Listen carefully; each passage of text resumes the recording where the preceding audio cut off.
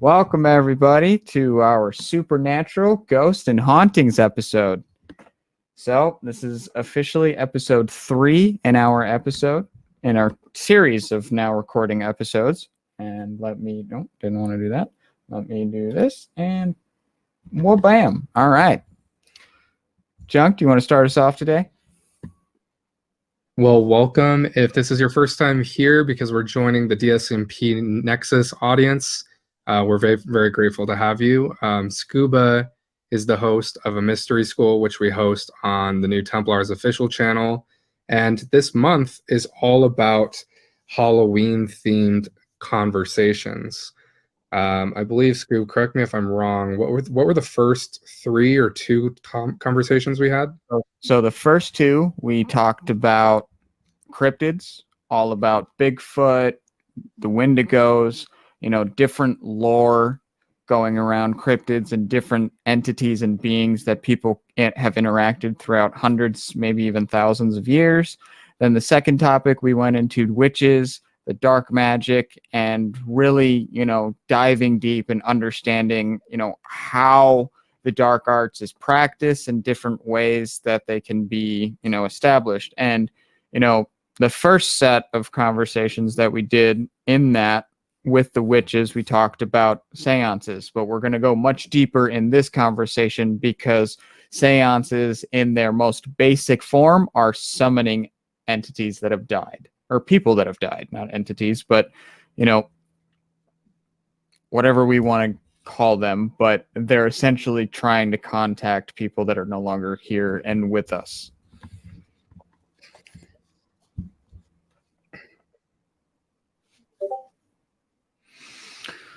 So, going into our set of questions, sorry about that. So before we even dive where close of a direction of we try, what is a ghost? What exactly is a ghost or an apparitional entity? Junk, would you like to answer that?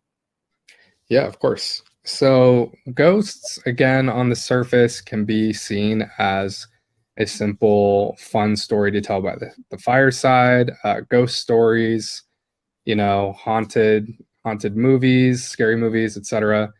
But realistically, what is a ghost? And I think a really good point to mention about ghosts and apparitions is that the manifestation within the physical realm is indeed a form of energy. And I think that Einstein probably proved it the best when he said that all energy in the universe is constant and it can neither be created nor destroyed. So what we're seeing manifest is just energy that we can't necessarily perceive half the time, but also energy that we have to really dissect and figure out what it's all about. So ghosts and apparitions. On first glance, you would think, and Scuba, didn't you do a poll on this? Yeah. From the Templars? So most people voted that yes, they do believe in ghosts, which is shocking. Yeah, so what that tells you right there is that there is indeed an interest, a very keen curiosity that permeates the collective, but it's more so the personal interactions with these ghosts or apparitions and the paranormal phenomena. So on the surface, we think of a ghost, and I'm going to let Xenox jump into this because he has a few ways of describing, but just to kind of lay a foundation, ghosts and apparitions are an energy that is more etheric. It's not necessarily skin and bone. And there have been more sightings or counts of these interactions and encounters than we can count on the hands. So that has to tell you that this is more than just, somebody's hallucinations. This is actually happening. It's occurring all in every part of the world. And we're going to get into that a little bit soon. But yeah, Xenox, you want to take over? Yeah, I got you. So before we go into the good, the bad, and the scary, we're gonna go into the what the heck is a ghost. And we can't exactly answer that in 110% scientific manner. from our current human understanding, but we have a general layman's terms of understanding it.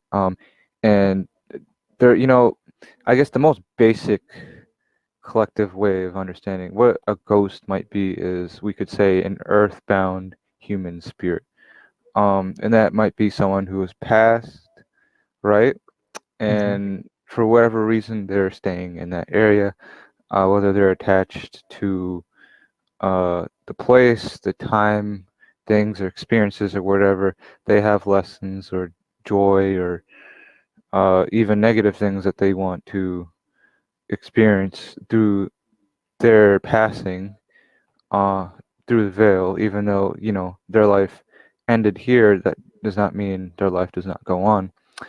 It's just a layered reality through the veil, and they have a astral body that they have, and that is the most basic concept of a ghost as we see. But there are many different things that you might see that might not be an earthbound spirit. It could be an angel. It could be an elemental, interdimensional being. It could be a demon. And so there's all these types of things, just because it's a ghost per se doesn't mean it's someone who died 200 years ago. Now, a great example, I've worked with psychics and stuff. This was super interesting to learn. So a lot of times, let's say you go to a house or place that has a lot of energy, paranormal stuff going on, right? You could have like a door opening and closing, right? And there's no explanation. Like it's not the wind; it's too heavy for that kind of stuff to happen. Um, they've described to me that if it's like a simple repetitive action like that, it might not always be an entity.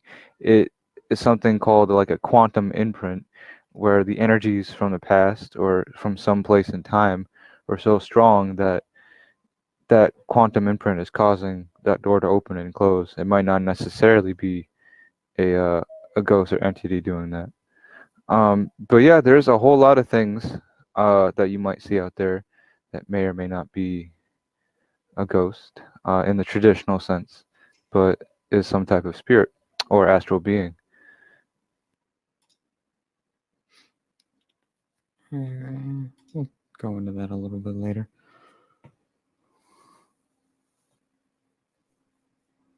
Can I jump in, Scoop, real quick? Go for it, please. So basically, with ghosts, just as Enox mentioned, again, there are traditional forms of ghost as we would consider a deceased person or a form of consciousness that's kind of hovering within the veil.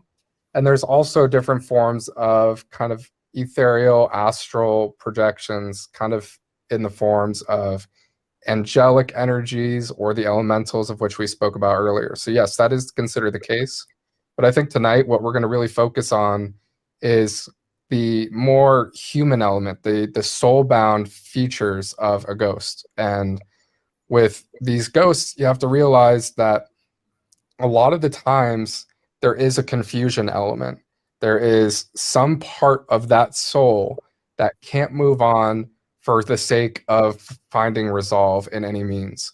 And a lot of the times, traumatic death, especially when it's sudden, causes that triggered imbalance that kind of keeps them in kind of an augmented state where they're not necessarily fixed on the confirmation of their death. And for that reason alone, they could remain. And I think when really dialing into that element of this, we can kind of see that from the confusion, there would be more of an aggression on some cases, because not all souls are malevolent or benevolent. There's kind of a middle ground. It all depends on the consciousness that's being embodied. So when we talk about kind of the more neutral confusion, we're talking about that spirits that don't necessarily haunt, spirits that just kind of wander, versus the ones that are actively aggressive, the ones that are angry. Again, we're going to dive into all these emotions in just a minute, but it's about seeing the polarity of what's being embodied. Because when somebody's confused and scared, I mean, again, I worked in a hospital somebody would wake up out of a coma and then act like a deer in the headlights and do some crazy stuff just for the sake of fear. So when you're kind of not necessarily physical anymore, that could be a stunning aspect. You can kind of, freak out a little bit. And in that regard, wander around or maybe even hover in a specific region that feels safe to you, whether that's a home, whether that's a location that you probably died, but you feel familial resonance. That's probably where they linger, and that's why they stay there. And again, it's also important to note that time is not linear. So when somebody dies, it's not that they've been dead for 200 years and they haven't left.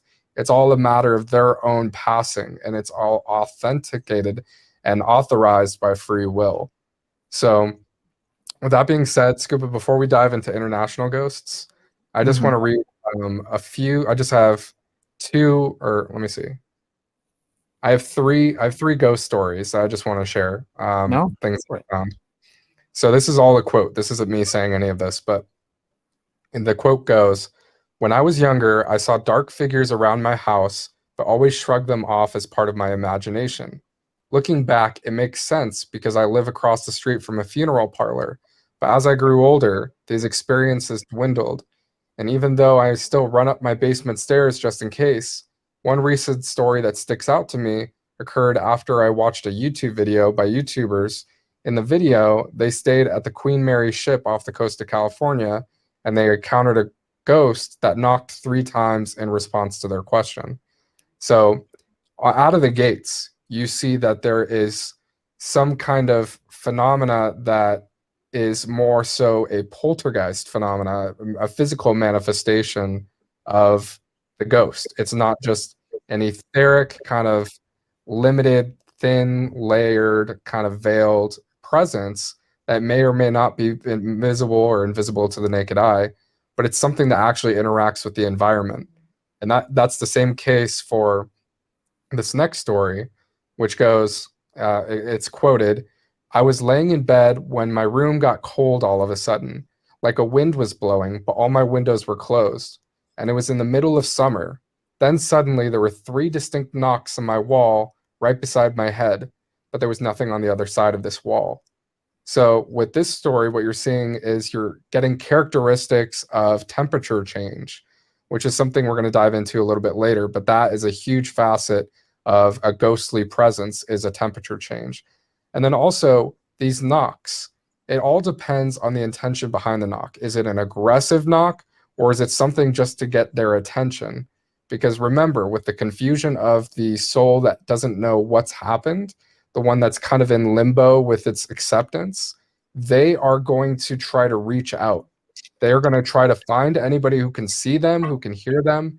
So potentially these can be benevolent encounters, but just perceived as kind of terror-filled, experiences. And then for this last one, it's quoted, "On the same night I watched this video, I was laying in bed when the room got cold all of a sudden. Like there was, oh yeah, wait, sorry, that was the exact same one." So basically, my apologies. Basically, what you're seeing is temperature change, perceptual fluctuation, audible knowledge acknowledgement from the ghost, and almost a promptness, because a lot of people get goosebumps. And what is that? That is a bodily physical resonance. That is something to let you know that there is another presence that may or may not be unseen, and that could alone trigger these physical responses. So with that out of the way, and I'm sure we're going to get to a point of the conversation where if you've had a ghostly experience, please do share with us. We would love to hear that. I'm not sure. Scuba, did you want to open that right now, or you want to save it to the end? No, that's a little bit later, but I mean, we are definitely very much open to hear ghost stories if anybody wants to share. I think now would be an interesting time to pivot into the international ghosts. Before we go on to that, I do Okay. want to add on the other side of the coin to what Junk said. Not all ghosts that are present are confused. I have had personal experiences with ghosts that are friendly, and just because they're here experiencing something it might not necessarily be out of a negative connotation. And additionally, there might be spiritual beings that are your spirit guides, which can come across in ways to you that you might think is a ghost, like a knock on a door or a presence in the room. So yeah, but Well, no, then again, it's not that far away from what a ghost is.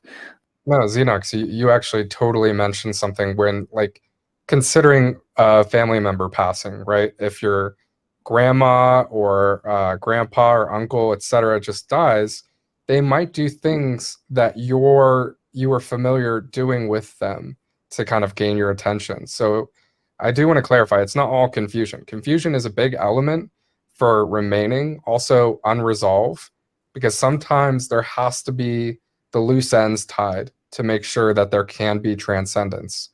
And a huge part of that I've seen is that some ghosts wait on loved ones to find their pivot point, whether they're stuck in this kind of, hell of grief, or they are just afraid of moving on. Sometimes they'll be there for comforting. And again, what you're seeing on the screen right now are orbs.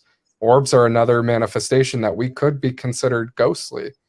They're translucent, they're multicolor, but more so they're like etheric. They're almost an astral manifestation of an energy that is neither here nor there. And I think that is another way that we can kind of contract the benevolent contacts that we would have with ghosts, or whatever you would like to call them, spirits, etc. So there is a wide spectrum to this. It's not just cut and dry. Just want to clarify that. 100%. And one of the big things that we need to, really think about is a lot of the ghosts that or the entities that Junk recently spoke of with those family members. A lot of the times they do show up as orbs and orb-like because, they're, one could say they're on that halfway point before crossing the other side, and their soul is leaving their body. It's that phenomena is very, very real.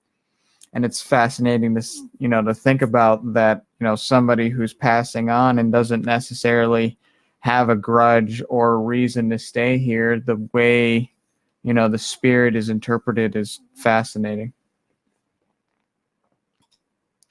And This is Scoop, another, go for this is another interpretation of what, a stream of orbs could look like or do look like via camera. It's a little hard to see, not the best quality, but it's not a very good lot of photos for this kind of stuff. And then probably the one that's going to be the most controversial out of the group. Xenox, do you want to talk about this one? Oh yeah, so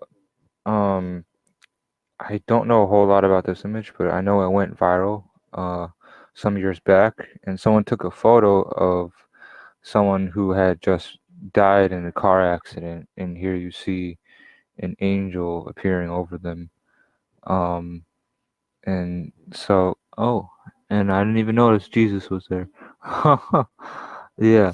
So, sometimes you might experience something like this yourself. You might feel a warmth on the shoulder or on the back of your heart like that, and that often is a sign of an angelic being or a spirit guide being with you. And so we do have to keep this in mind all the time, really, especially as we go now into the more darker side of a lot of the ghosts and hauntings, because sometimes it can be something very angelic with you, and sometimes it's something more nefarious. But you have to be aware and gain the knowledge and protection in order to differentiate.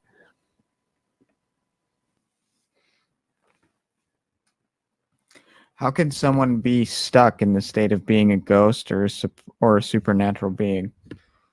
So one of the most fascinating things that you can find while, going through this information is that it doesn't necessarily have to be a part of, the next question that we're going to go into, pain, anger, or agony, or even just low vibrational, emotions.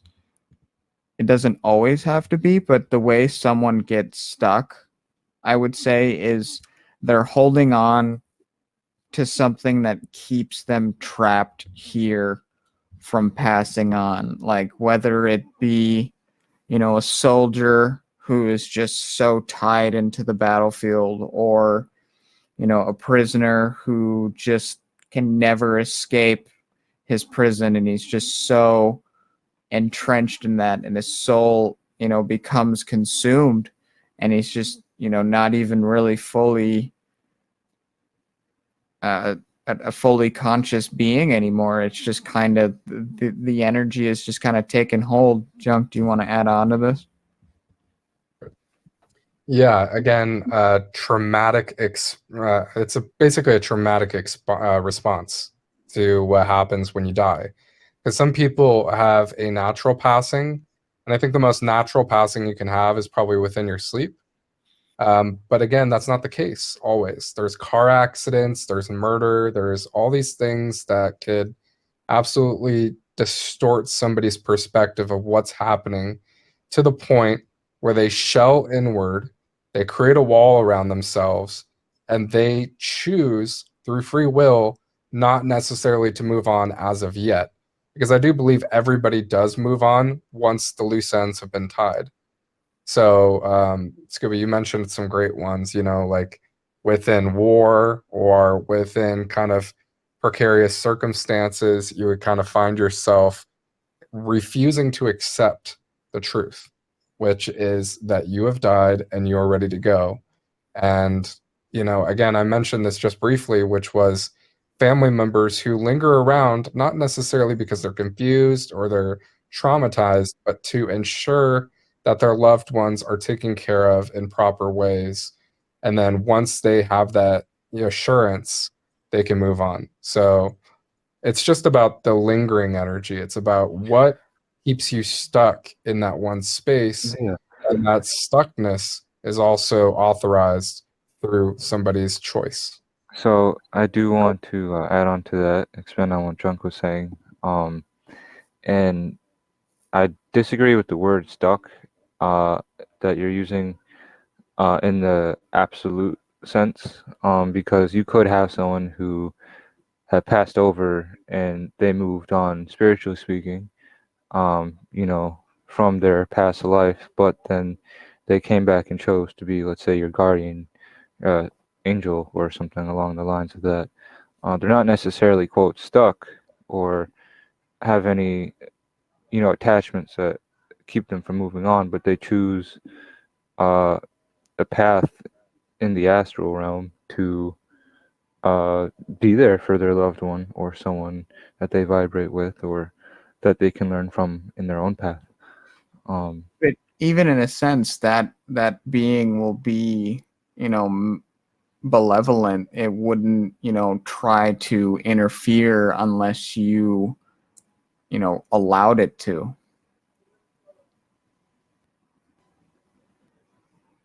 And that's the big thing about those type of beings, is the allowance versus They respect somebody, free will. exactly, versus somebody who's in pain or anger. So does a ghost always have to be associated with pain, anger, or any other lower vibrational emotions? As we were kind of debating, yes and no. But, more often than not, you're going to find a ghost mess with the environment without you really needing it to, versus a benevolent type of being that passed on that will, make itself known, but you also have to initiate it further. Like, for instance, there will be a slip up. There can be slip ups like cold spots, or, you feel you feel a very specific presence, and then the moment you start communicating with it, that's when you begin the allowance. But when you feel a presence and it feels dark and you don't, really do anything and you just stand there frozen, there's not a whole, and it starts doing things, whether it be, breaking glass, screaming in your ear, but, there's Mm. nothing by you, or, And you're seeing weird things happen around you. I'm not going to go into specifics just yet, but, there's a level of inversion that is trying to be attained, and a level of fear that they're trying to generate from you, because I mean, in a sense, I'd feel like they get off on it yeah, because well, I was just about to say certain entities literally feed off of that fear. They gain strength from it.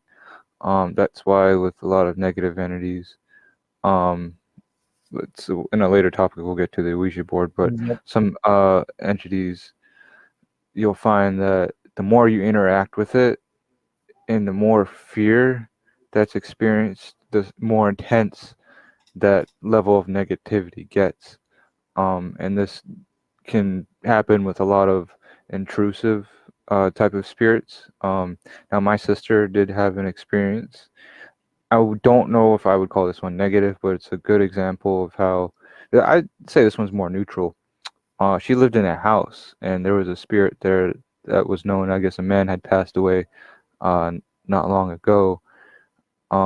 And if you didn't give it attention, it would get like frustrated, so it would knock over a glass or something, and like you would, if you didn't talk to it, it would try to get your attention. So some of them can be kind of, I don't want to say low vibrational, but more human, uh, in that kind of sense. But be careful with what you're interacting with, because you don't ever know what kind of energies you might be feeding to what kind of entity. It could end up becoming more than just a casual interaction like that. You really have to be cautious, because it could grow from, moving things around the room, and then the next thing you know, it's terrorizing your dog, and then picking up your infant or terrorizing your infant at the nighttime. There's so many uh, different things and ways for a spirit to grow, and that's why you have a great transition here.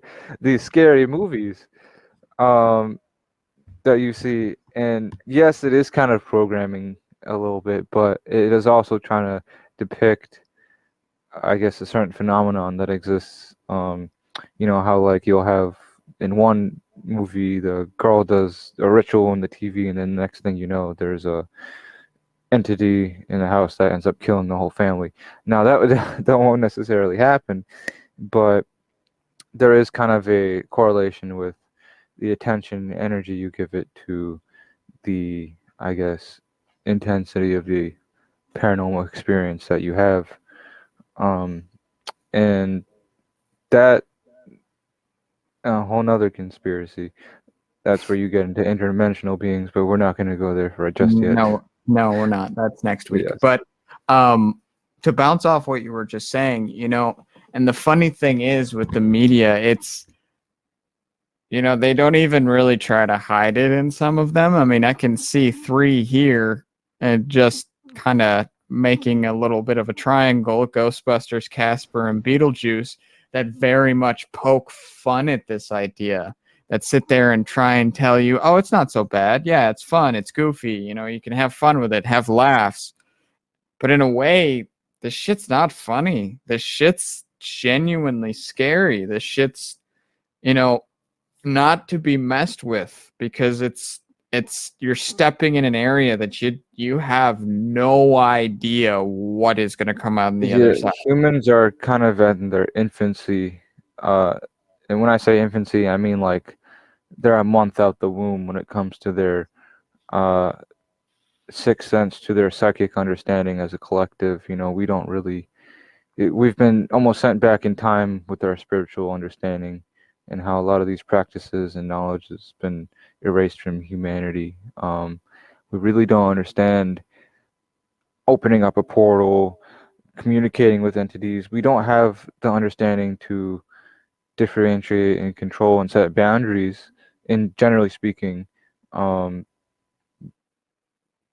between the good and the bad. And so that's why you have to be careful. And that's why things, again, like the Ouija board, we'll get into that, but why it can be something that's dangerous. Absolutely. Hey, Scuba, I just wanted to mention too, I think Beetlejuice is a very interesting film because it kind of highlights the real world aspect of what happens when a home, or sorry, hold on one second. When your home is basically overrun by another family, something that you thought was so secure, so yours, you die, you pass on, maybe your residual energy remains in that location. Some people get territorial. Like, that's why, trespassing is a scary phenomena. It's like you can trespass and die, like, with being shot or whatever. So it's like when you have somebody who's who resents what happened and is angry and wants to keep that kind of territorial aspect, chances are they could get extremely aggressive. And they're the ones that are throwing chairs or, flickering the lights or breaking glass because they don't want somebody within their space. But it's hard for them to accept that they are no longer in charge of their physical domain. So And they stay. I do want to say, when you come across entities like that, it it's really important that you, if you go places, you learn how to put up a spiritual barrier. You have boundaries, because there is something that can happen. It's called an attachment. And the best way of explaining this is that there's a vibrational match that exists between you and the entity, and it doesn't have to be much. It's just a simple law of attraction. If you have anger in your being, any sort, and that entity vibrates, they're experiencing anger, right? They're going to attach to that. The entity is going to follow you. You're a human being, and uh, we're not going to dive too much into consciousness right now, but again, it'll attach onto that emotion, that experience that you're having, and it can follow you home. It can haunt you at home. It can give you dreams, or it can just affect your overall psyche and energy and feed off of that anger, and in part trespass on you, if it so chooses to leave its place, for whatever reason. No, I agree 100%. So we've talked a lot about, what these are and, all of what we know about them so far. Is there any way to observe these entities? And what kind of tools would we need, or energetics to, I don't know, what is required to find these energies? I Oh, just yes. butchered that. I'm so sorry. That's But all right. I'm gonna say 110%. night So vision. yeah, night vision. Even the cell phone on your camera can be powerful enough to capture orbs or certain things if it's manifested powerfully enough or in the right energetic setting. But something that you all can do, and I don't exactly recommend, because again, it opens up a portal to something that we don't have knowledge or experience with, unless you do get that knowledge and experience, and most importantly, protection that comes with that, is something like a ghost box. And what that does is that it picks up on EMF waves, which are I don't know if they're a type of radio waves or electromagnetic waves. But it comes off. The best way of explaining is it's like a radio, and it picks up electromagnetic waves, and words will actually come through that spirit box, and you'll be able to. It's like a two-way communication between you and the etheric realms, and people pick up phrases, words, conversations. But one way that you know it really works is because they have videos of people in their house or in haunted areas, and the thing will just say their name, or it'll say something like what they're wearing, you know. So, a radio can't know your name. And you can have full-on conversations with these, but when you do that, you're giving, again, attention, energy, and you're opening that portal up for what's on the other side, and that is, you don't know exactly what that is. So be careful if you do go ghost hunting. Learn how to put a psychic barrier around yourself. Bring some type of religious amulet. Bring sage or crystal or some type of protection, and go with a positive intention. Because when you do go hunting, whether it's with a camera, an electronic device like the ghost box, or just yourself, because you are a medium. Everyone's a medium. Um, and so you be careful.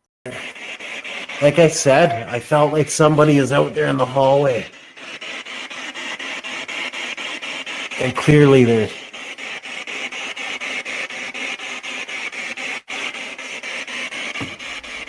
These live streams go to show the paranormal pit of despair that Donnie is living in.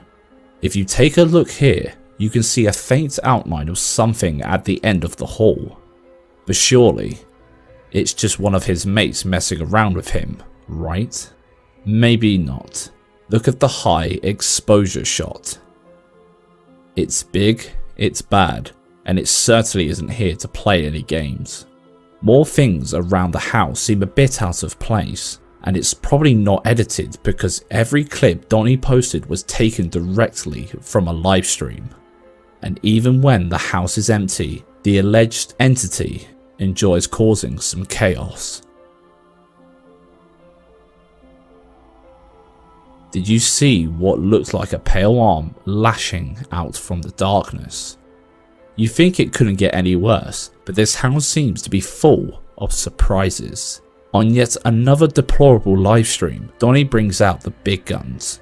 By that I mean a spirit box, a REM pod, and a recital of the Lord's Prayer. Watch how it unfolds. Okay. This is really hard for me to get through to you guys.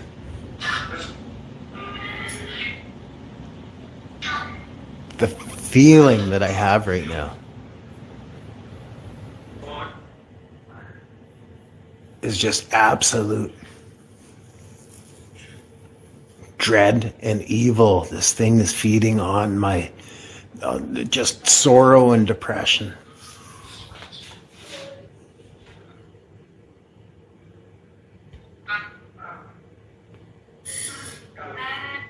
They hear my name.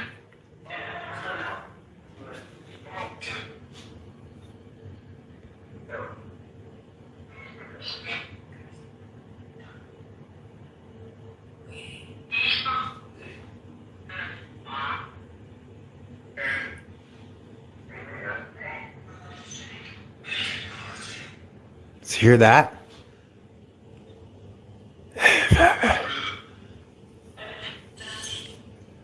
That's what's in here with me right now. That tone.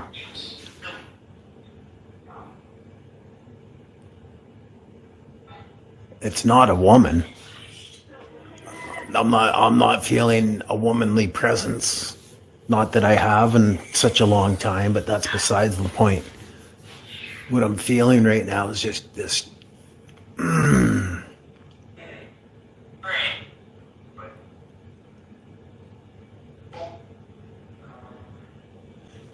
You know how there's different types of dog, like there's a different type of fox. There's a desert fox, but there's a red fox, but there's also Arctic fox, there's Russian foxes. I think the same thing goes for demons and just the spirit world. It's just...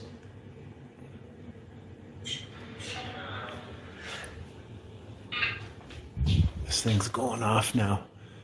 Threat. It's threat.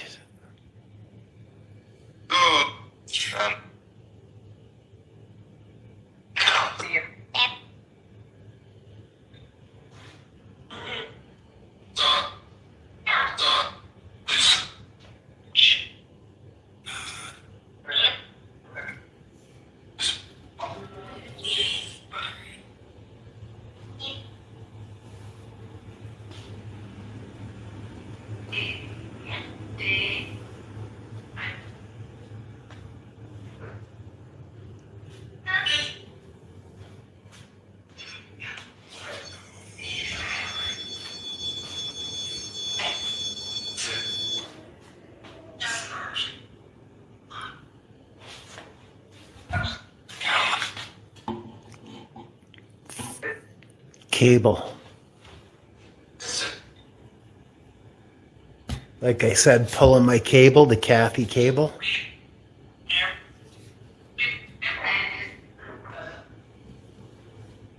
You heard me say pull my cable?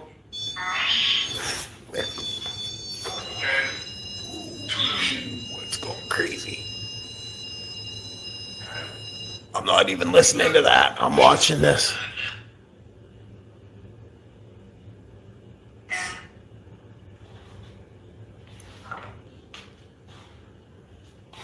Cable.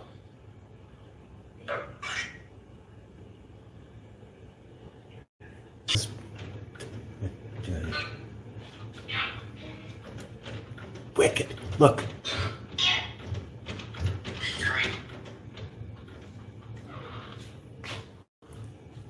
Hallowed be thy name. Thy kingdom come. Thy will be done on earth as it is in heaven. I can feel something pushing me. Like there's something just actually pushing on me right now, pushing on me.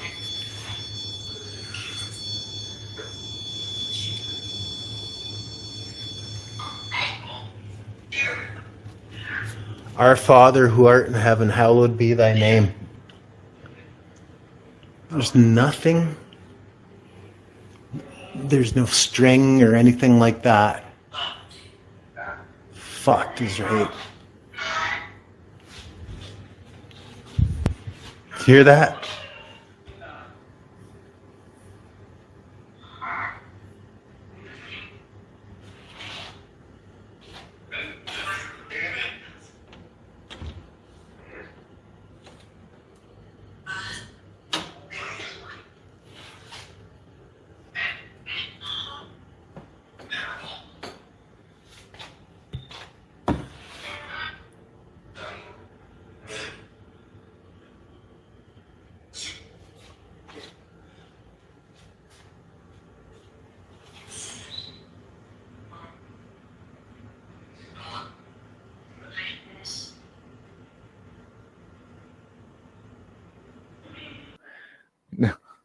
One tool you're missing that is most useful that isn't talked about enough when it comes to dealing with spirits, salt. Oh yeah, how cliche. Go ahead, Salt. go ahead. It as cliche as it is, 100%, it still works. You can still create a salt circle and they still can't touch you. They still can't, their energy cannot, penetrate that circle, so you are protected. Doesn't mean they can't mess around the room around you, but they cannot mess with you at all. So it's fascinating. Yeah. There's Well, a couple I would things have to disagree with that for the really powerful demonic ones, but yeah. Well, I mean, yeah, but most of the time you're dealing with just regular ghosts. If you're dealing with really heavy demonic ones, you brought it there. Yeah, get the fuck out. What are you doing? Why are you even there? Jumping back in, for the ghost hunting shows, again, it can be seen as a gimmick, and chances are it probably is.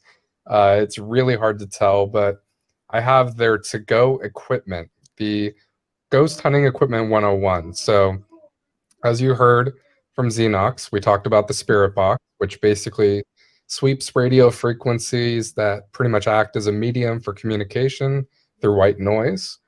We have the night vision camera, which captures the experience in pure darkness, which is something to kind of give the ghost more leverage in the elusive aspect, but also kind of that freedom to, either mess with you or connect with you. And it's interesting how the dark does that.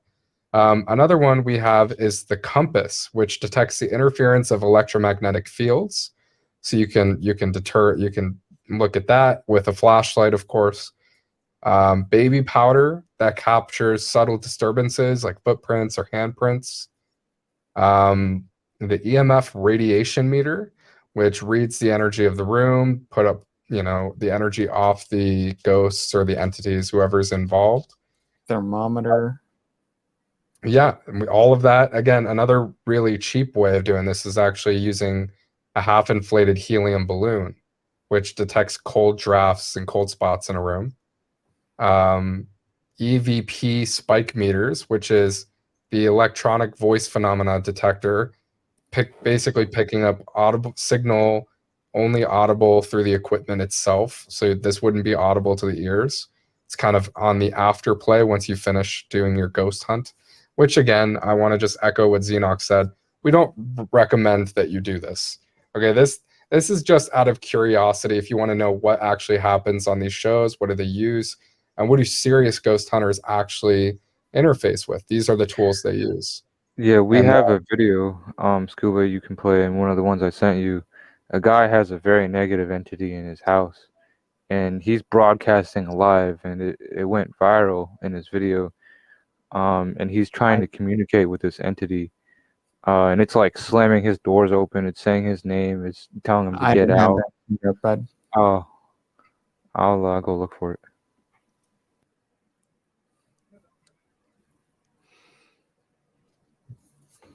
So yeah. Can we assume that ghosts are beings of the lower vibrational scale? So as we've gone back and forth on this on this topic, kind of ambiguously throughout the entire night, yes and no at the same time, because there are different levels to this, just like there are different levels to the life force in the life force map, and understanding that, whichever way your consciousness was going, that's kind of where you're going to go when you die. I mean, if you cared about people, if you loved people, if you didn't, you didn't fall in the traps of life and you were just generally happy, you're going to be a decently, a well-rounded ghost ready to go on to the next, life or the great beyond. If you hated, if you feared, if you were full of grief, if there was something tying you to this dimension density, you're going to get stuck here. You're going to, wind up in a point that you're just not going to like yourself, and it's going to suck. Junk, do you want to add into this? well, yeah, just kind of echoing what you said right there, which is the embodiment of vibration. So you can see a downward spiral more as a grounding force within physicality, as opposed to an upward spiral, which is an ascending kind of frequency. So the low ones, again, are full of unresolved. These are people who, again, have resentment, have anger, some kind of disparity within their emotional field that kind of keeps them contorted. And that contortion doesn't allow them to expand where they need to go. And the death process is very interesting because, you hear a lot of people say, go towards the light. Well, that is a choice. It's not that you just drift towards the light naturally. You have to consent to the experience. And for those who turn away, either in confusion or if they choose to turn away to see how their loved ones are before they actually accept what's happened, then they will remain within this kind of physical. The best way to describe it is it's like just visiting on the jail board in Monopoly. You're there, but you're not there.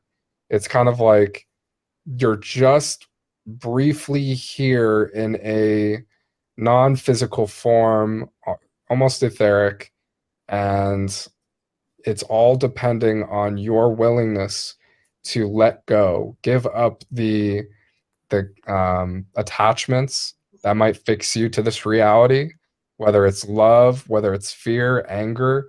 And once those are severed, then you gain levity. You're once again moving towards the light direction. And then again, beyond that is a whole nother video that we can talk about. But this kind of passing, it's either you are temporarily remaining in this purgatory of the third dimension, or you're transcending it. There's no, other way. And typically people with, or shall I say, energies that have a lot of trauma or a lot of weight to them will remain at a longer duration than others, simply because there's still a lot of stuff to work off. And then karma too could be kind of that extra ankle weight that keeps them affixed until they see resolve within their own actions.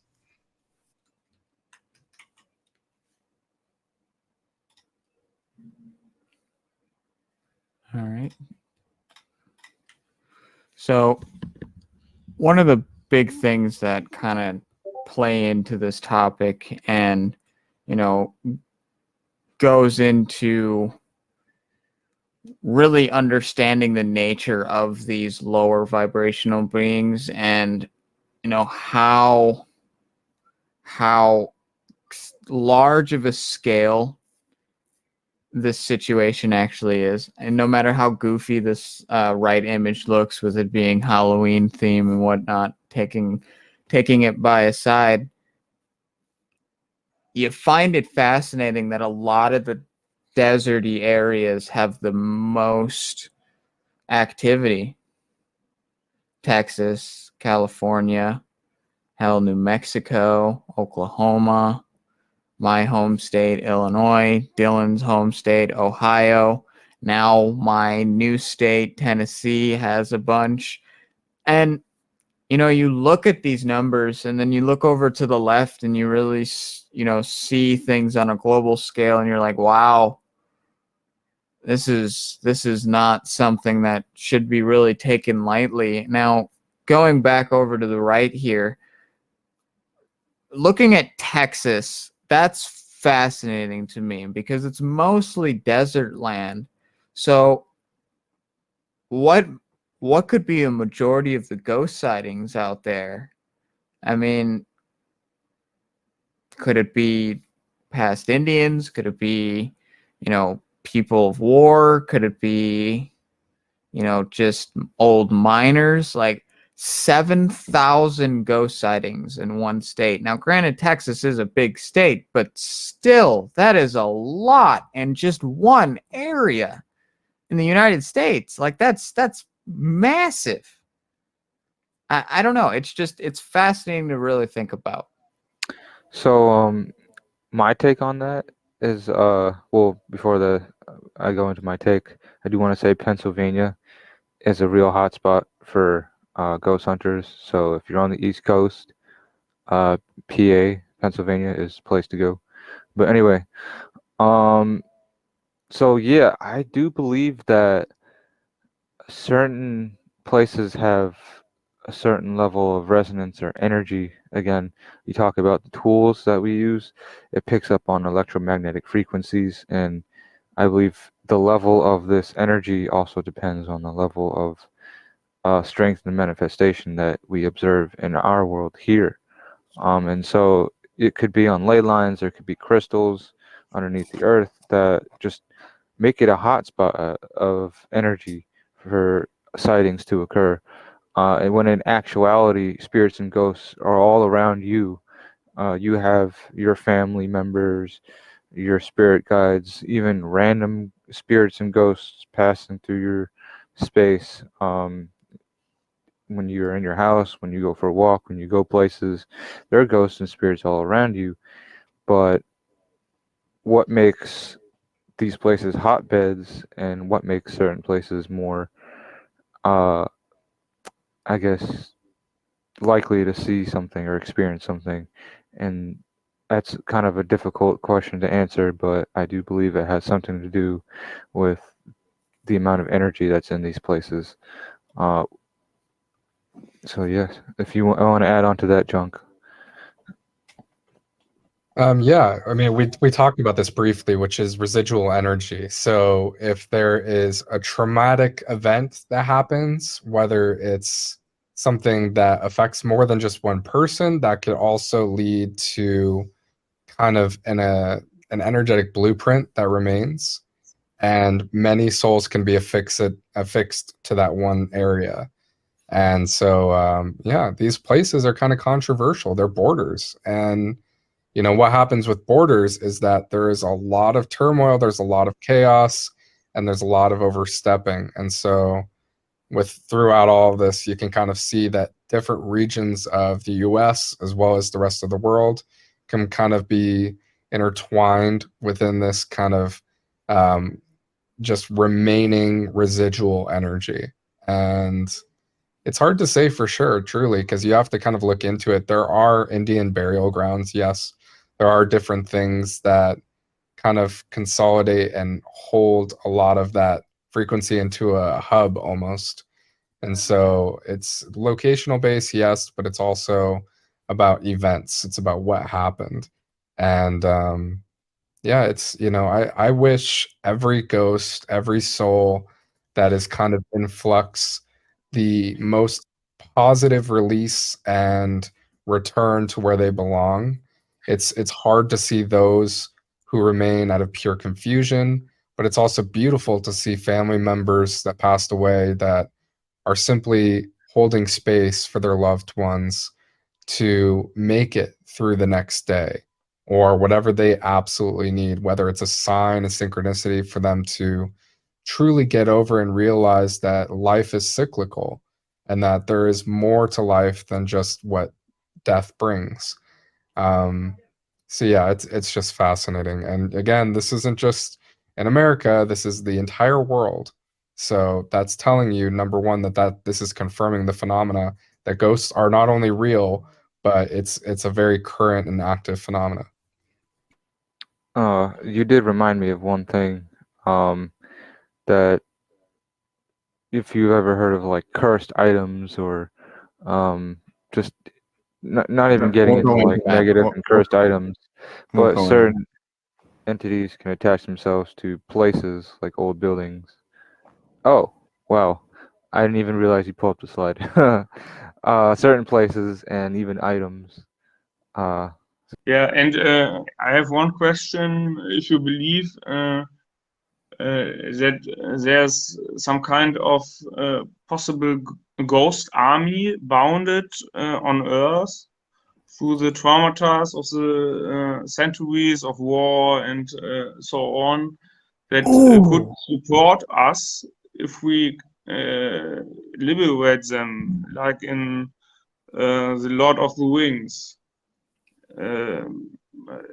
By the way, I think that Tolkien was an initiate and was something like Carl Gustav Jung in literature. So I ask you if that's possible that we can defeat the evil seed on this planet, the grip of the globalist and so on. Through our ancestors who can support us directly in a way, like in Lord of the Ring. If you know the last of the movies or the last of the books. Okay, so first off, let me answer one of your questions there because you asked you ended up asking one and then it turned into like three. So I'm gonna ask one of them, and I'm gonna answer the second one. I'm not gonna answer the third one because that's gonna go into a topic that we're not delving into right now. I don't really want to go into the Gopal right now because this is mainly focused on ghosts. So first one, is it possible that there is a global ghost army? 110 billion%. I would not, with a shadow of a doubt, not believe that there is not a ghost army. And you know what? That may even be part of what next week's going to be about. Kind of what it's going to be about, because next week is going to be completely about archons and, multi-dimensional entities that, could be essentially controlling ghosts or evil ghosts that, that are tied to this. And they may not even know that they're being controlled by these higher interdimensional entities. But kind of steering it more towards the karma aspect. One haunting that still gives me chills, that has multiple books, multiple media, multiple documentaries about, but it still just gives me chills reading about the story about it. And that is the Amityville Horror House. And the stories around this, the type of encounters that they had, you know, there's really two places that I, you know, really give me chills, and that is this house and that is Skinwalker Ranch. Now we're going to touch on Skinwalker Ranch, but because there's so much about that place, that is going to be its own video. So talking about Amityville horror, or that Amityville house, excuse me. Talking about this house, you know, the story behind it is that there was just a normal family living there, and then all of a sudden, the oldest son woke up at 3 in the morning, 3:10 to be exact, took the shotgun that was supposed to defend the house, and killed every single member of his family, and then himself. And ever since then, there has been multiple, you know, weird sightings. People that have moved into the house have had weird things happen to them. Pig-faced beings with red eyes looking at them through the windows, ectoplasm oozing out of the wall, people levitating off their beds. You know, this is stuff that is really, really evil and is entrenching your entire aura, and there's not a whole lot that you can do other than get the fuck out of Dodge. Like, get the fuck out of there. Clean your clothes, sage them, douse them in holy water, and get the fuck out. And while you're at it, do a spiritual cleansing. Because good God Almighty, you do not want to bring that energy anywhere. You do not want to, you know, touch it. And I also want to make note that this is a known fact. After the murders happened, the guy who bought the house and his family, the father of the family, dabbled in occult practices. Take that with what you will.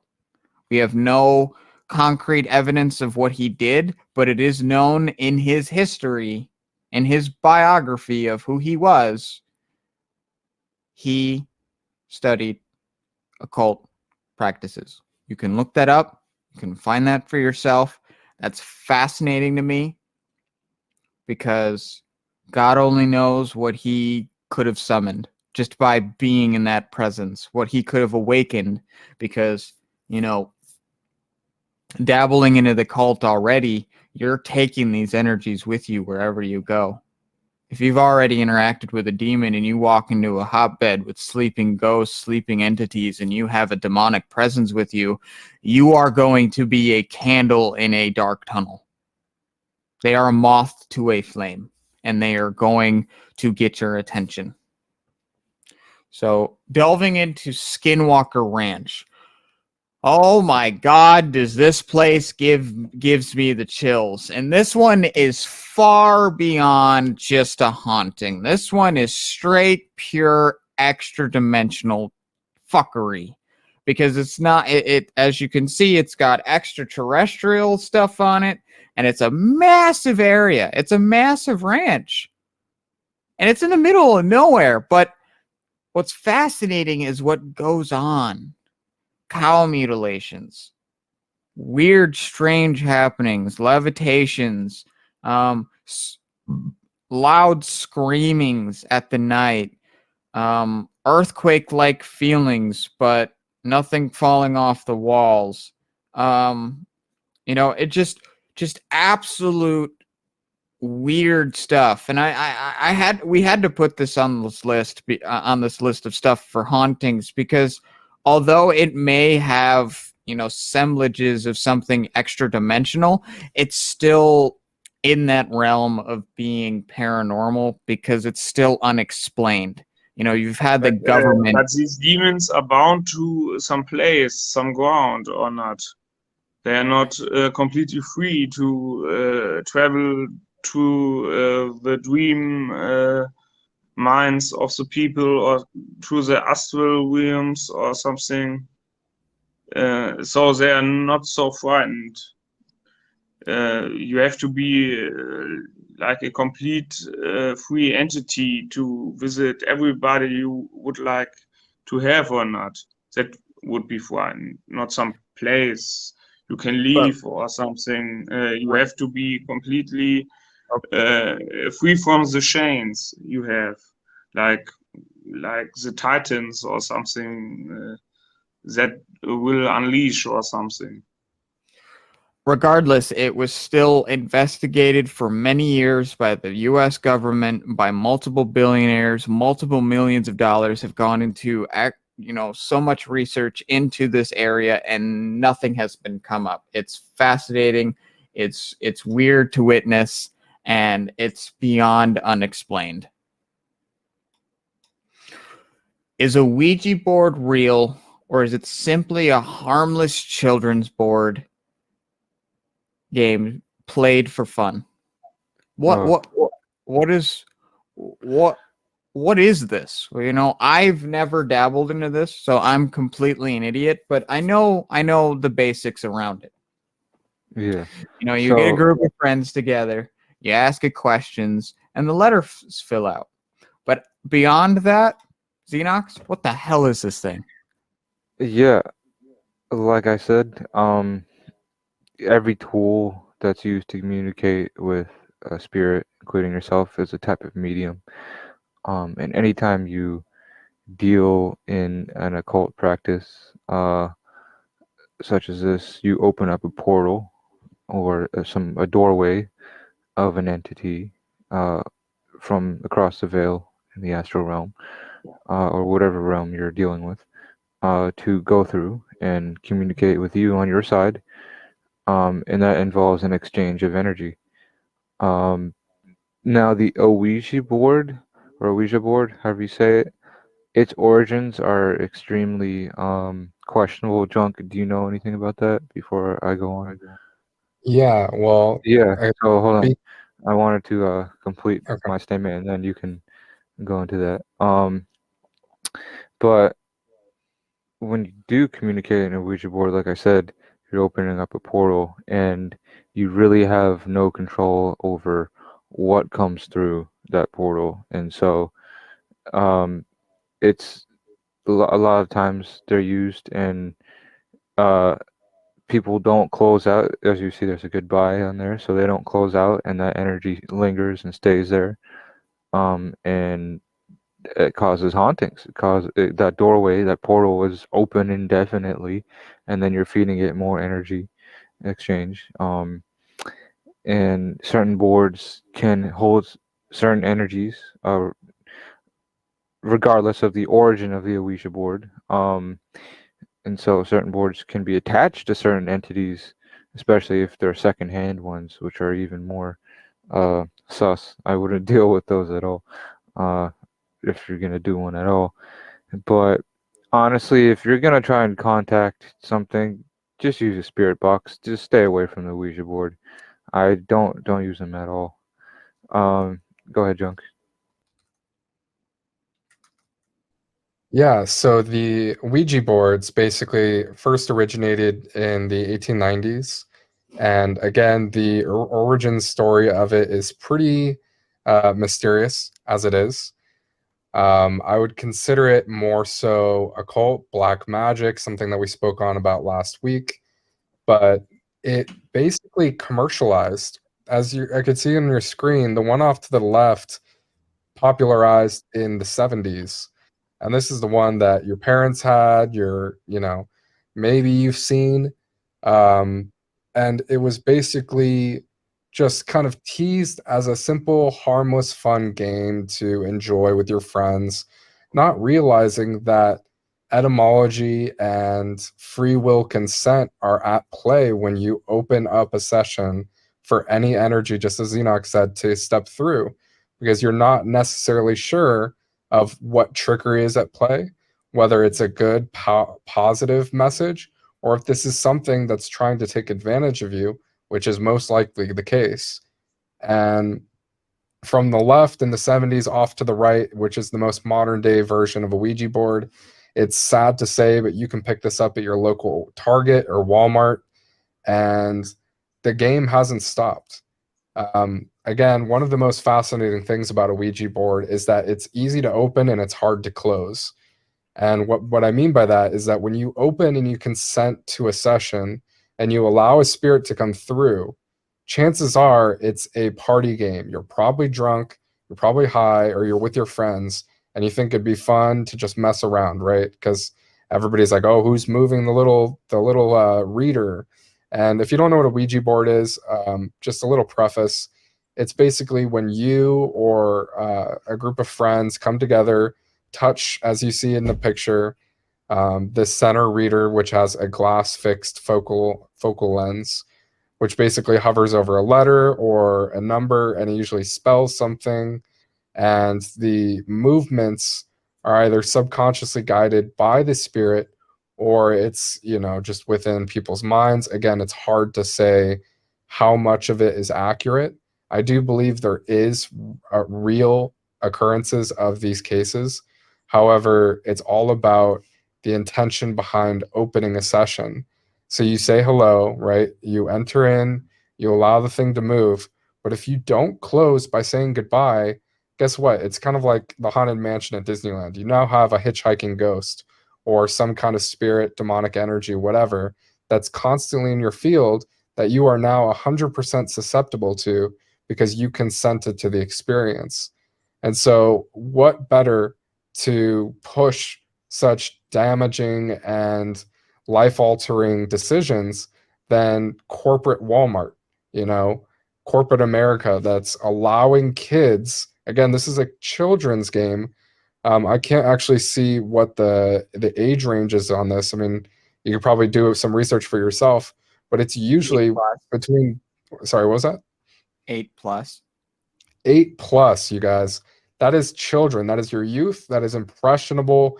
And that is pure energy. That is sacred, safe energy that is being infiltrated by dark energy that has no business interfering with their field. So to see it begin and spur up from the late 1800s up until now in modern day just reveals that there is an agenda here, and that this isn't something as simple as a fun little party gag to get people involved or close to one another. This is a very serious gateway that a lot of people don't know what they're dealing with half the time.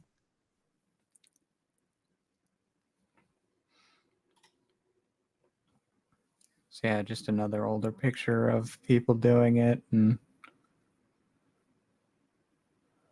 this one I don't even think has a goodbye on it.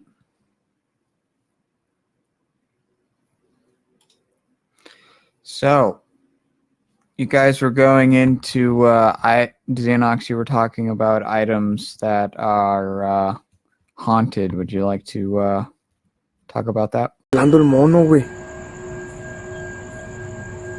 Mira, güey. ¿Qué es eso, güey? ¿Qué es eso, güey?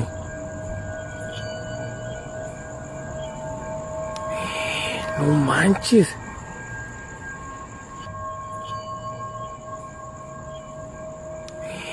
No manches. Mira. Bota, güey, ¿por qué? No. Aquí vi algo que se asomó, güey. Te lo juro que vi algo chiquito que se asomó, güey. No manches, neta. Sí, güey. Se movió algo ahí, güey. Se movió algo ahí, güey.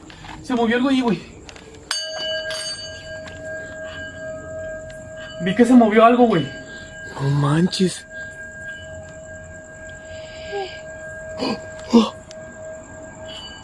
Ay, no manches. Se escuchó un ruido, güey. ¡Ay!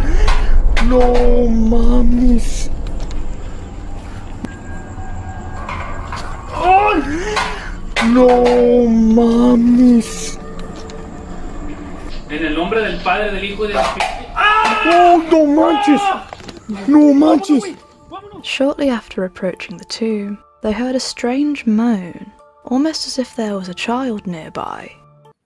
Yeah, a little bit. I mean, I don't know a whole lot, but I do know, just as through trauma or through locations and houses, as we had spoken about that other story. Same goes for objects. Can be imprinted the energies into whatever object it is, whether the cliche one is the doll, or another thing might be a simple antique.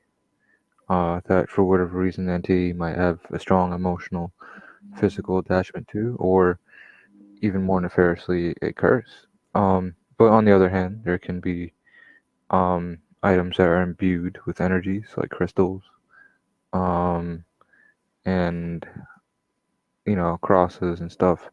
So just like everything, there's a good and a bad side to it. But um, yeah, items can also be used as a medium.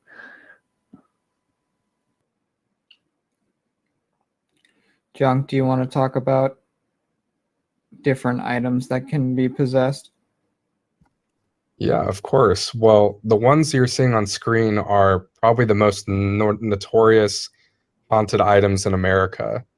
Again, there's been many kind of like modern movies placed upon dolls, and it can all find its roots back with this one that you're seeing in the center, which is otherwise known as Robert the Doll. And in the early 1900s, Robert the Doll was given to a young boy named Gene Otto, and he became extremely terrified of this doll. Like, it would basically threaten him and throw furniture across the room. And the boy's parents would actually see the doll moving, and neighbors claim they often spotted Robert pacing in front of the windows of the house when the family was away. So if that doesn't give you chills, like, this is a legit account from the early 1900s, and it's just something that basically tells us that poltergeist can actually interface with certain objects, but let alone leave an imprint, a lingering energy that would remain. So that's with the doll, and then off to the right, you see it's more so like a Jewish emblem. Let me see if I can get the actual name of it really quick. But it's called the Dybbuk box, and according to Jewish folklore, it was basically a wine cabinet that was haunted by an evil spirit. And in 2001, an antique buyer in Portland bought it, and she was basically a 103-year-old Jewish woman, the only member of her family to survive the Holocaust, and she had this in her possessions. And basically, the accounts go that it was hidden because they felt a malevolent spirit. Basically, the doors would slam, close, creak. It gave this woman a stroke. It spelled out some strange words within the box without having anything, interfacing with it or anything. So it's actually really, really creepy. Just the fact that it's doing all this stuff on its own. And then you have off to your left one of these mirrors, and I'm trying to see if I can find the name of this mirror, because this one's really, really insidious, to say the least. Just one second, let me pull up my pictures. But hold on, let's see. Yeah, here we are. So this one has been seen basically where there's a being, and Scuba, if you actually go back, there's an entity in the mirror itself that you can see. It's kind of freaky out right there. So they basically tried giving this away and nobody would buy it, and the owners basically state that you should never look at your own reflection because it's like really, really dangerous. In the mirror? Yeah. So yeah, I don't know where this comes from or why, but a lot of psychics do say that mirrors are portals. I don't exactly understand the theology behind it, but interesting. Are there any specific seances that directly summon ghosts on command? Before we get into more complicated and nefarious stuff here. Um, you know, you can summon your own ghosts, your spirit guides. And that can be through something as simple as a prayer. Um, whether you feel them or not, is a different.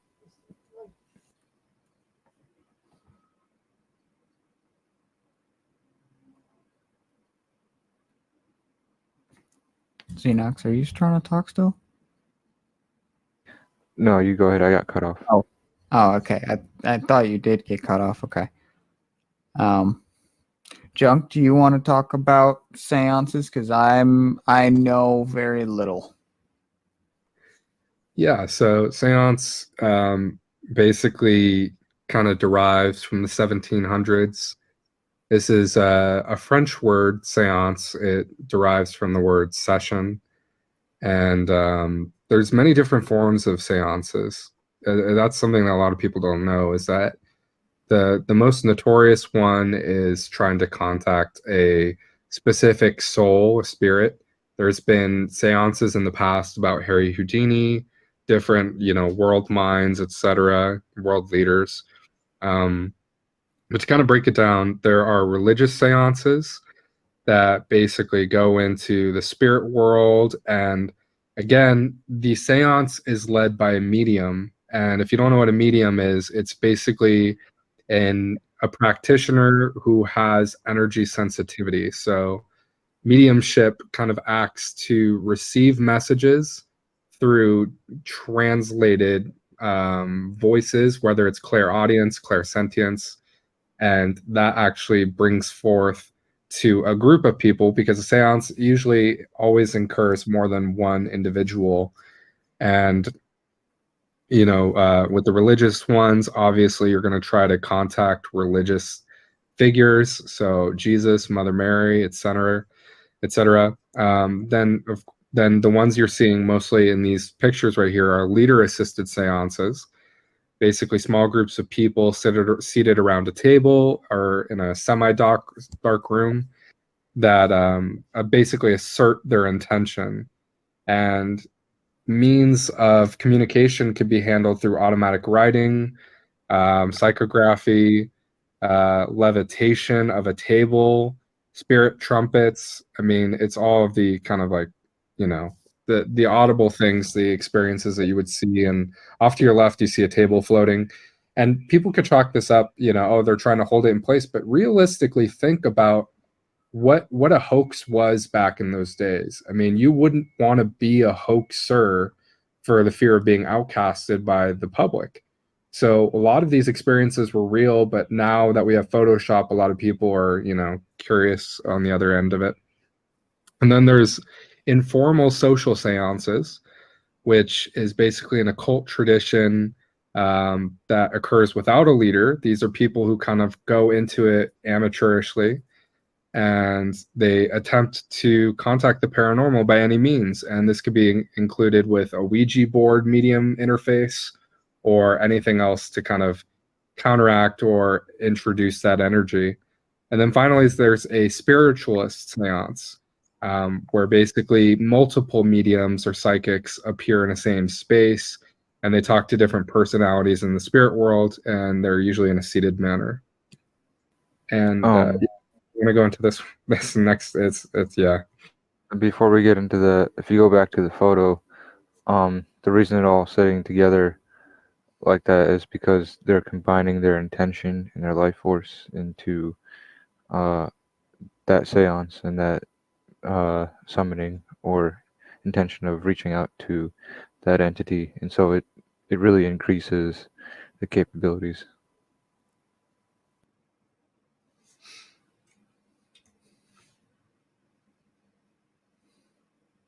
But as you can see, basically what we're talking about here with the seances is that when a successful seance goes on, there is communication, there is contact that's made.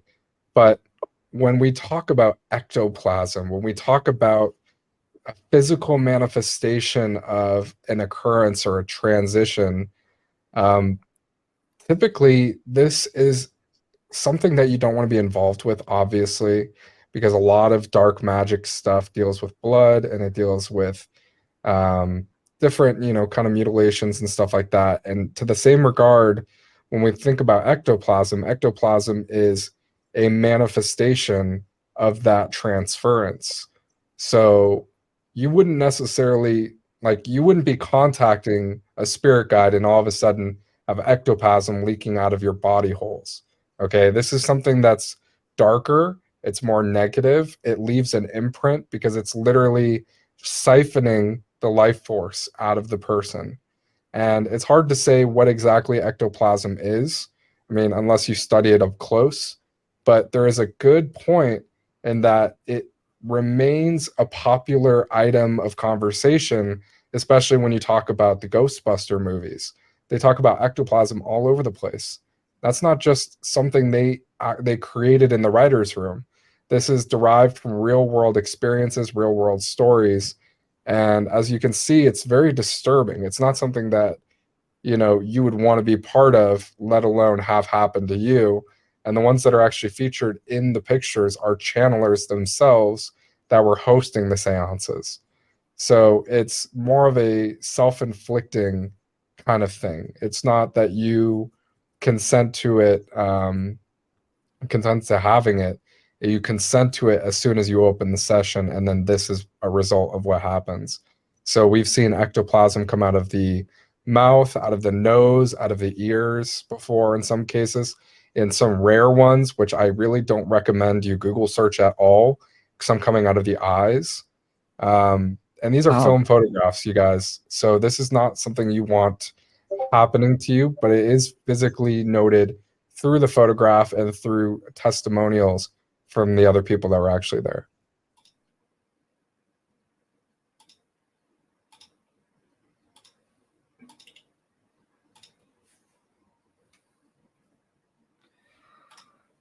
And one of the most fascinating things that can happen during seances is possessions.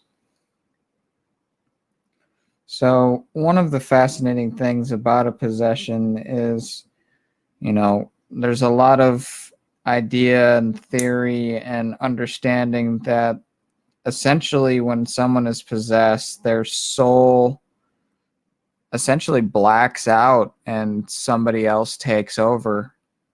And it's not a pretty sight to watch for, yourself and for the person, because a lot of the time they don't have control. They're just kind of either asleep or bearing witness to the actions that they're committing that they don't have any control over. They're a prisoner in their own body as, another being starts either doing random things or going to inflict pain on somebody that they care about. Junk, do you want to? I was going to say that there are different levels of possessions. You could have someone who has a very, very minor attachment, which is a form of possession, where their thoughts and emotions are influenced by an entity or entities, and they are not conscious of it. And it feeds off of these things. You could have someone's life who starts spiraling out of control and they don't know why. They're getting a divorce, they lose their job, and they engage in wrong behavior. And their decisions are ultimately influenced by this thing. And then you can get into the next level. Let's say every time someone drinks, right? Alcohol, we call them spirits for a reason, right? Every time they drink, they're just a totally different person. They are violent. They start destroying the room. It's just like not them. And so that could be a level of possession through substances, or substance abuse. And then there are more, I guess you say, full-on possessions where partial or all of your consciousness is essentially overtaken by this entity. Now, I don't want to create too much fear, because in order for it to get to this point, you essentially would have had to have allowed it either consciously or subconsciously. it could happen to someone that's a good person, but that level of attachment that exists is there because that person is allowing that entity to be in that space passively, and there is some form of vibrational match. And it over a long period of time, it's not a short thing because there is a huge energy exchange. Even if you live in an extremely haunted house, uh, it's a very complicated process for that to happen unless you're on some type of substance. But even then, um, so it's not something that happens overnight necessarily, but uh, it is something you will have to give some level of permission for it to happen. Um, and that's why we always stress not to open yourself up to things that you don't quite understand yet. Scuba, are we at the point where people might want to share their experiences? Absolutely. I just got our big old bright sun in the background for that, and then we'll go into the sun and go into our final topic of the night, and then call it. Yeah. So does the anybody floor have is any? open. Yep. Does anybody have any ghost experiences that they would like to share? So for my story, I ended up having an experience, a haunting in my dream. And then one little incident in the waking world. So it started off, a group of friends of mine, we went to go visit the first African American mental hospital that was built in America. And so you can imagine a lot of stuff had gone on there, not only because it was an early on mental health hospital, but also the first of African Americans in the segregation era. So automatically there's a lot of heavy energies going on there. But the first time we go there, there's a little dirt pathway, probably a couple 100 feet around the corner in the forest, and then it opens up, and bam, there's a hospital. So we get about maybe halfway down the pathway and around the corner, and there's about three of us, and we hear what sounds like a shotgun blast going off, but it feels so close. You could feel the shockwave in your chest, and it was loud. So we hit the deck and we lay down thinking, oh my God, someone just let off a shotgun, 10, 20 feet away from us. But we look around in the bushes and no one's there. And it's completely quiet, so we go sprinting back to the cars where we had parked, where the other half of the group was, and we're like, yo, did you hear that? Someone just let off a gun. And they're like, no, we didn't hear anything. And so we were really confused, it's like someone just let off a gunshot, but like a couple feet away, our buddies didn't hear it. So anyway, we continue on to the mental health hospital, but the day was pretty much normal. Nothing had went on that was eerie or paranormal from what I remember or saw. I did, however, end up either the first time I visited or the second time, I forget which one, getting a bit of an attachment. An entity had followed me home, and in my sleep, it ended up haunting me.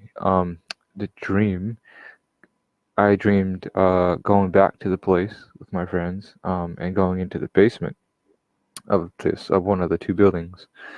And I entered in the basement, and I'm looking around, and I see this generator and a bunch of cords lying next to it. And I'm kind of confused, like, what is that? And then I look over and I see a big African American guy dressed in, like, the old-fashioned jean overalls, and he's kind of like floating there.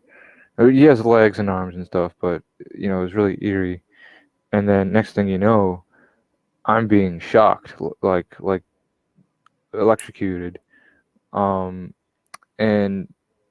the dream was super surreal. Like, it felt like I was being shocked in real life. And to this day, it's one of the most impactful dreams I've had. And it was very painful. It felt like, metaphorically speaking, my soul was being ripped out of my body by being shocked. And I woke up and I was sweating and shaking and stuff, and my heart was pounding. So my fight or flight response kicked in, and yeah. But I didn't have any dreams after that, so I don't think it was a malevolent entity per se. Because it didn't haunt me or in my dreams or anything, but it could have just been telling a story, a message, that screwed up things went on around there. And that entity was attached to the area still. But that's why we also always stress any time you go somewhere, if you do, learn how to put up protective barriers, psychic barriers, salt, crystals, all that kind of stuff. Because things can become attached to you, even just subconsciously. And even if it's not necessarily a harmful experience like that, it can be traumatizing. So you really want only the best and benevolent entities to come through with you with messages. Absolutely. Does anybody else have any ghost stories? Going once, going twice. Alrighty. So as a tradition here at Mystery School, we take a nice long look at the sun, give it a nice observance. Sorry about the interference on the satellite, but just generally, it's been a quiet quiet week, not month, quiet week. Hasn't been a lot of activity going on. Few hiccups there, here and there, but nothing to be scared of. So, all fine and good. Now, the absolute final topic that we have for this evening, absolute final thing. We talked about this last week. We're going to continue to talk about it this week. New Templars' very own costume contest. There is no limits, just be creative. And, you have till November 1st. Have fun. And we continue to keep posting it regularly. And just comment below whatever post that you see, and we'll go over all of the pictures that are given to us, and we'll go from there. Winners will get some merchandise from us and a nice shout out on your costume. Junk, you have anything else to add? Yeah, you guys, this is a very exciting thing that we're going to be doing on an annual basis. Again, it has no affiliation with Halloween. We're just trying to get the creative innovation of you, your expression as your own personality. What do you want to show off? What skills do you have? Or do you want to just have fun with it? Because this is a great chance to earn free merch, free shout outs, and also connect with the community at large. And if you want to go see my submission, I'm actually in the main post. I think, Scuba, you'll probably just repost it to the front. Yep. And you could just see, basically, Scuba's going to be the judge. He's going to go through all of the submissions. You have quite a minute to submit, all the way up to November 1st. And the reason for this extended deadline was due to Halloween. We know a lot of people are going to Halloween parties, maybe hanging out with friends, doing stuff with the community. So just make sure you take a picture wherever you go. And it could be video or photo submission. It could also be in a group costume or a couple's costume, so it's not just indicative of what you're wearing. It could be a group effort, but have fun with it, guys. I mean, honestly, this is really cool. This is a great way to show your face and have a great time, because this is going to be and again, an annual thing. And if you want to be crowned the very first New Templars costume contest winner, then you will have your chance at it this month. So we'd love to see your interactions and activity. And if you want some inspiration, go check out my submission that's currently listed. And we wish the best. And we're so excited for you guys to join us. for this little participation act.